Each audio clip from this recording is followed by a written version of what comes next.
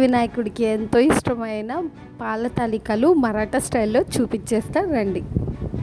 వినాయక చవితి అంటేనే స్పెషల్. ఆ వినాయక చవితి స్పెషల్గా చేసుకునే పాల తాలికలు ఇంకా స్పెషల్. మరి ఇంకెందుకు ఆలస్యం, మరాఠా స్టైల్ పాల తాలికలు ఎలాగో చేసేద్దాం రండి.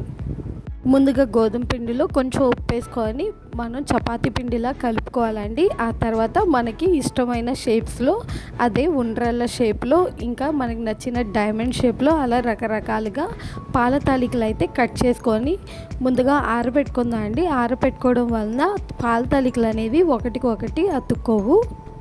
కొంచెం పొడి పిండి వేసి ఆరబెట్టుకోవాలండి.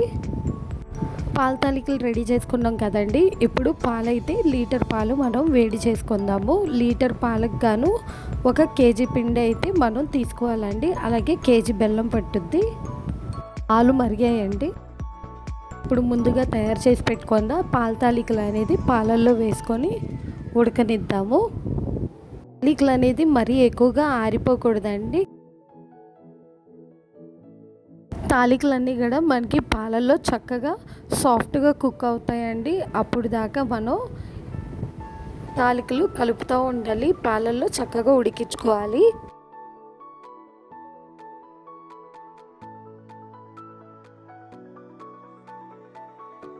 లోపల బెల్లాన్ని కూడా మనం కరగపెట్టుకుందామండి. డైరెక్ట్గా బెల్లం వేస్తే ఏంటంటే దాంట్లో ఏమైనా డస్ట్ పార్టికల్స్ ఉంటే అవన్నీ కూడా మనకి స్వీట్లో వచ్చే ఛాన్సెస్ ఉంటాయి. కాబట్టి బెల్లాన్ని చితక్కొట్టుకొని బెల్లాన్ని కూడా కొంచెం కరగబెట్టుకుందాము.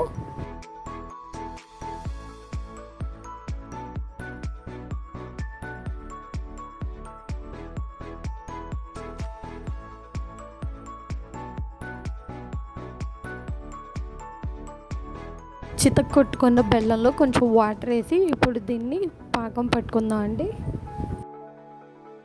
మనకి పాల తాలికలు కూడా చక్కగా పాలల్లో ఉడుకుతున్నాయండి. చూస్తున్నారు కదా, ఆల్మోస్ట్ కొంచెం దగ్గరికి వచ్చాయి, సాఫ్ట్ అయ్యాయి. ఇంకొంచెం పాలల్లో ఉడకనిస్తే ఆ పిండిలో ఉన్న పచ్చిదనం అంతా పోయి మనకి తాలికలు అనేవి మంచిగా ఉడుకుతాయండి. పాలల్లో తాలికలు అనేవి చక్కగా సాఫ్ట్గా కుక్ అయిపోయినాయండి. ఈ లోపల పాకం కూడా రెడీ అయిపోయింది. ఇప్పుడు ఇలాగ పట్టుకున్న బెల్లం పాకం మనం రెడీ అయిన పాల తాలికల్లోకి ఇలా వడగట్టుకుంటూ వేసుకోవాలి. డైరెక్ట్గా వేయడం వల్ల దాంట్లో ఉన్న డస్ట్ పార్టికల్స్ అన్నీ వచ్చే ఛాన్సెస్ ఉన్నాయి అన్నాయి కదండి. బెల్లం అనగానే మనకి పీచు అలాగే డస్ట్ ఎక్కువ వచ్చుద్ది. చూసారు కదా, స్ట్రెయిన్ చేయడం వల్ల మనకి ఆ డస్ట్ అనేది పక్కకు వచ్చేసిద్ది.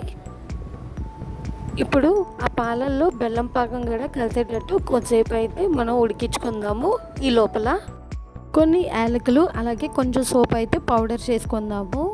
అలాగే ఈ పాల తాలికలకి స్పెషల్ ఎండు కొబ్బరి అండి. ఒక ఎండు కొబ్బరి చుప్ప కూడా మనం గ్రేట్ చేసి వేసుకుందాము. బెల్లం పాకం కూడా తాలికలకి అయితే పట్టిందండి. ఇప్పుడు ముందుగా రెడీ చేసుకున్న యాలకులు, సోంపు పౌడర్ వేసాను, అలాగే ఎండు కొబ్బరి పౌడర్ వేసాను. ఇంకొంతసేపు ఈ పాల తాలికలు అయితే ఇలాగా ఉడకనిద్దామండి. సన్నటి సెగ మీద అయితే మూత పెట్టేసి ఉడకనిద్దాము.